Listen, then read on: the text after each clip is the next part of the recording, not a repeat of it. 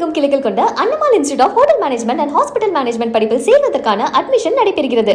மேட்டூர் அணையிலிருந்து குறுவை சாகுபடிக்கு இன்று தண்ணீர் திறக்கப்படவில்லை. முக்கிய செய்தியாக பார்த்துக் கொண்டிருக்கிறோம். மேலும் விவரங்களை எமது செய்தியாளர் தாயுமானவன் வழங்கிட கேட்கலாம்.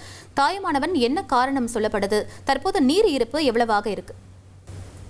தென்மேற்கு பருவமழை முழுமையாக தீவிரமடையாத ஒரு சூழல்ல காவிரி நீர்பிடிப்பு பகுதிகளில் பருவமழை என்பது இன்னும் முழுமையாக துவங்காத நிலையில கர்நாடகாவிலிருந்து தமிழகத்துக்கு கிடைக்க வேண்டிய காவிரி நீரானது சரிவர கிடைக்காததால தற்போது மேட்டூர் அணையுடைய நீர்மட்டம் என்பது வெகுவாக சரிந்து கொண்டிருக்கிறது. இப்படிப்பட்ட நிலையில தான் குறுவை சாகுபடிக்காக ஆண்டுதோறும் இன்றைய தினம் ஜூன் 12ஆம் தேதி மேட்டூர் அணையில் இருந்து நீர் திறப்பது வழக்கமாக இருந்து வருகிறது.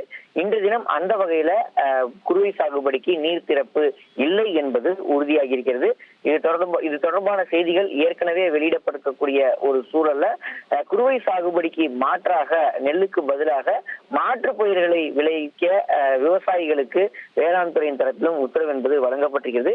குறிப்பா டெல்டா மாவட்டங்கள்ல கடந்த ஆண்டு பார்த்தோம் என்றால் 6.31 லட்சம் ஏக்கராக இருந்த குறுவை நெல் சாகுபடி பரப்பு இந்த ஆண்டு பார்த்தோம் என்றால் போதிய நீர் இல்லாததுனால 3.44 லட்சமாக குறைக்கப்பட்டிருக்கிறது.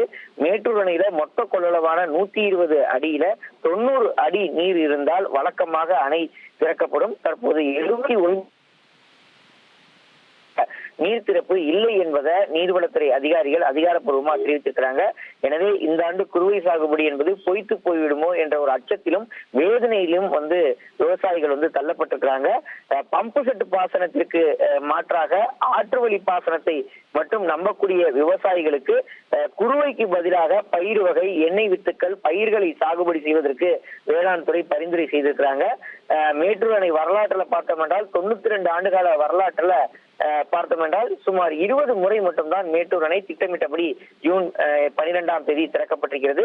கடந்த 6 ஆண்டுகள்ல பார்த்தோம் என்றால் 2024 இறுதியாக மேட்டூர் அணை ஜூன் 12ஆம் தேதி திறக்க முடியாத ஒரு சூழல் இருந்தது. அப்போதும் இது போன்ற ஒரு சூழலே இருந்தது.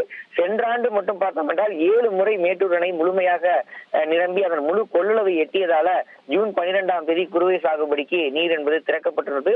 இப்படிப்பட்ட நிலையில தான் இந்த ஆண்டு குறுவை என்பது பொய்த்து போவதற்கான சூழல் இருப்பதாக விவசாயிகள் கருத்துக்களை தெரிவிக்கிறாங்க.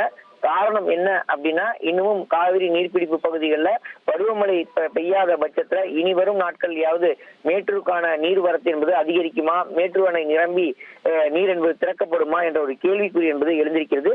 குறிப்பா உளுந்து, பாசிப்பயிறு, துவரை, நிலக்கடலை, எள், சூரியகாந்தி உள்ளிட்ட பல்வேறு மாற்று பயிர்களை பயிரிடுவதற்கு விவசாயிகளுக்கு பரிந்துரைக்கப்பட்டிருக்கின்றன. தஞ்சாவூர் மாவட்டத்துல 1.57 லட்சம் ஏக்கர், திருவாரூர் மாவட்டத்துல 97,000 ஏக்கர், மயிலாடுதுறை மாவட்டத்துல 87,000 ஏக்கர், நாகையில 3,000 ஏக்கர் என மொத்தமாக 3.44 லட்சம் ஏக்கர் மட்டுமே இலக்கு நிர்ணயம் செய்யப்பட்டு இந்த ஆண்டு குறுவை சாகுபடி என்பது செய்யப்படுகிறது. எனவே விவசாயிகள் மிகப்பெரிய வேதனைக்கு ஆளாகி இருக்கிறாங்க.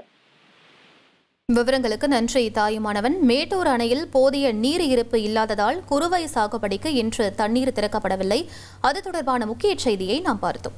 தமிழகமெங்கும் கிளைகள் கொண்ட Annamal institute of hotel management and hospital management படிப்பில் சேர்வதற்கான அட்மிஷன் நடைபெறுகிறது.